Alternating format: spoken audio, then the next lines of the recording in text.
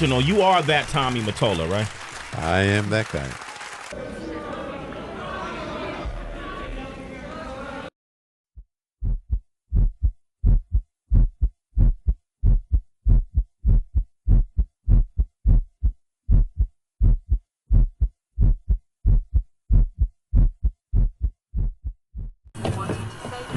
And other artists from the music industry, Tommy Mottola, Sony, Clive Davis and his slep Jay-Z, P. Diddy, Beyonce, and Hollywood. He fought alone against them in an America where the government and the justice system supported the heads of the music industry. That's why they poisoned his life and killed him. So I'm leaving Sony a free agent, owning half of Sony. So I own half of Sony's publishing, and I'm leaving them, and they're very angry at me because of it. And Tommy Mottola is a devil. What was that? And then you guys reconciled. You said Absolutely. After so y'all became cool again. We were in business together. Yeah. You know, we jointly owned the Beatles catalog with him. We had his recording contract. We had to make records together, and we got together and started doing business. Almost like nothing had ever happened. Nothing had ever happened. Yeah. Were you shocked when you found out about his death? Ooh, I was, I was terribly shocked because it happened. Yeah, but not that it happened. Do you know what I mean? Explain that. I mean, Michael had really not taken care of himself, in my opinion, and everybody around him never really watched him the way they should have, and was in a lot of ways were around him for all the obvious reasons. This was a money machine, simple as that, and there's no finger pointing. Yeah, there's no finger. Look, this was a 40, 50-year-old man. How well did you know Michael, Donald? Well, Larry, as you know, I knew him very well. He was a great guy. He was actually a very, very smart businessman. Who was responsible for his own actions, period, end of story. But at the end of the day, there were a lot of yes people. Most of them were all yes people. I was one of the few guys that said no. Yeah. And I was also one of the few guys that, as a result of that, A, had his respect, but B, was the subject of him when he wasn't happy as well. Yeah. So, I just wish that people were there to have a stronger hand in what was going on and what was not going on. But, coulda, woulda, shoulda, no one really knows all the facts because no one was really there. Hey, Brunel Sharpton. I think it's important to be here. I'm not just fighting for myself, I'm fighting for all artists. Those great artists who pioneered, entertainment business, as well as songwriting, as well as incredible staging. The fact that they have been taken by the system, totally broken them financially. And this has to stop. It's conspiracy. Tommy Mottola is racist. Who's the head of it? Why do I think it's because money is the root of all evil? An incredible financial situation. I just wrote somebody a check for $500 million. But when good news doesn't sell, if there's something negative and that's a rumor, that's when it's blasted. Not to trust everybody. Not to trust everybody in the industry. There's a lot of sharks. And record companies steal, they cheat. You have to audit them. And it's time for artists to take a stand against them. Because they totally take advantage of them. Totally. They forget that it's the artists who make the company, not the company who make the artists. Without the talent, the company would be nothing but just hardware. And it takes that real good talent that the public wants to see.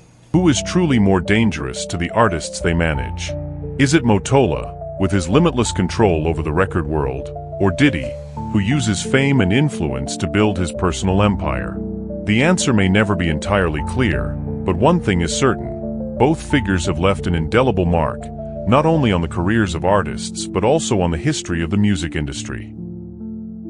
In the music industry, where money, power, and fame are intertwined, no major figure is completely free of controversy.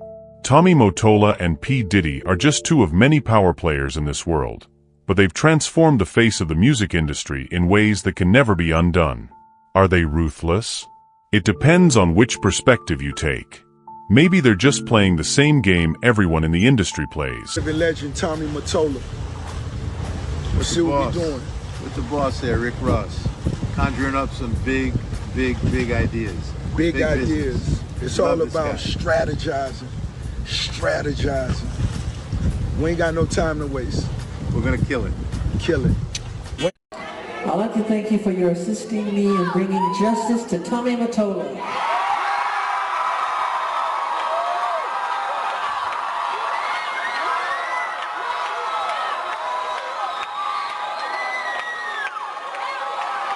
This is not a good man. He's a racist. And he used a lot of other people's careers to destroy other people's careers. I don't want to call any names.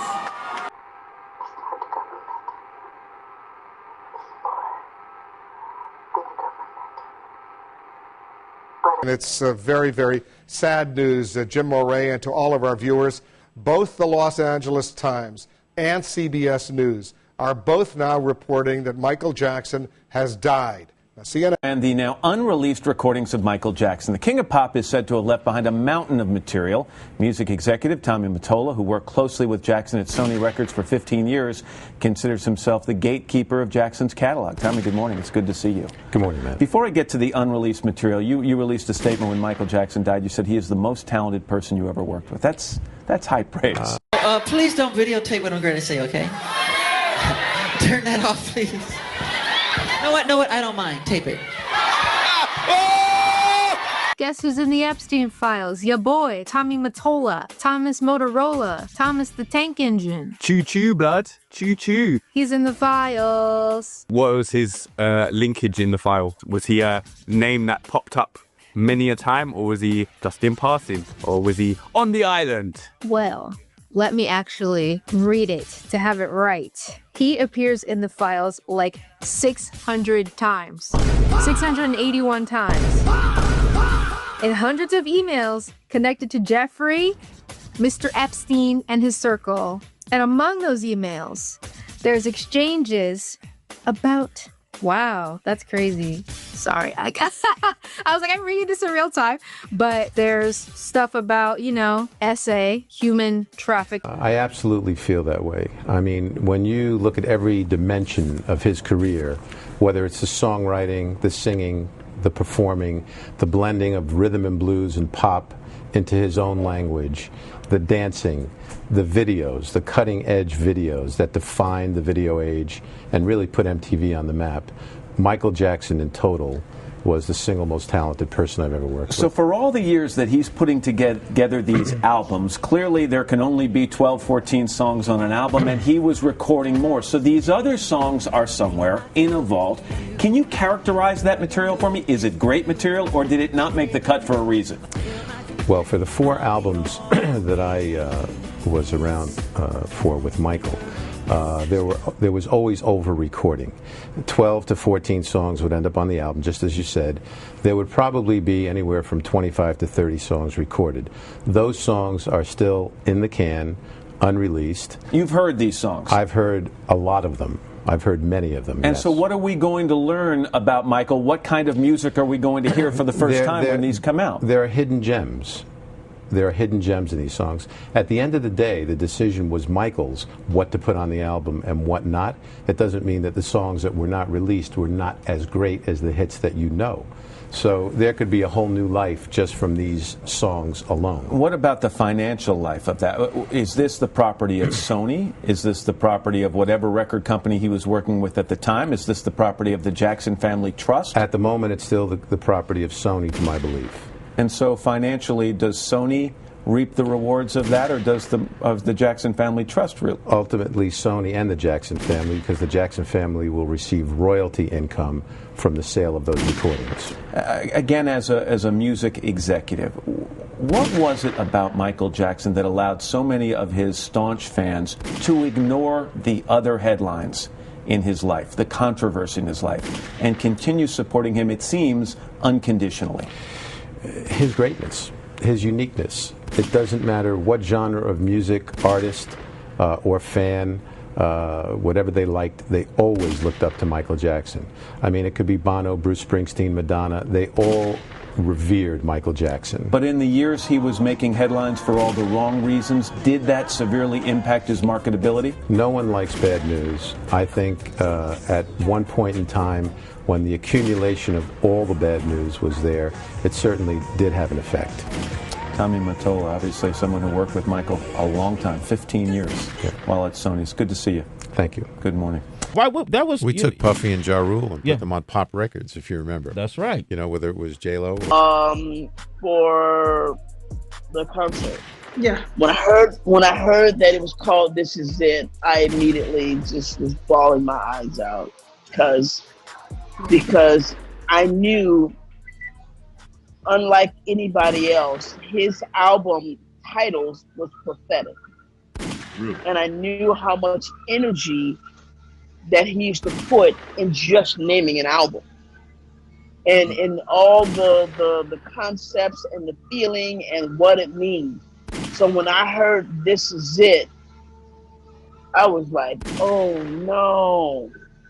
And he told me that before that album was even done, that, you know, something might go down or whatever. And you know, but it's because you hear it don't mean you accept it. Just because you know it don't mean you ready for it. You know what I mean?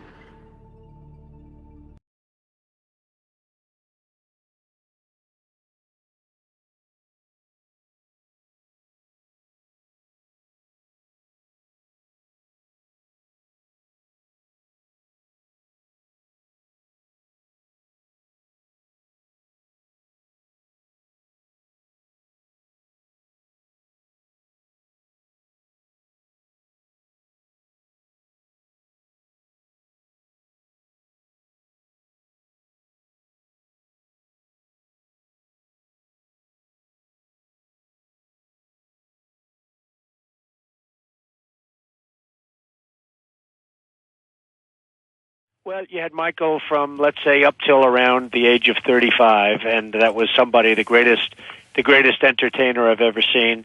And then you had the later version of Michael, who was much more reticent. He was much shyer. I mean, you know, he was just a little bit of a different guy. Oh. And I really knew both Michaels.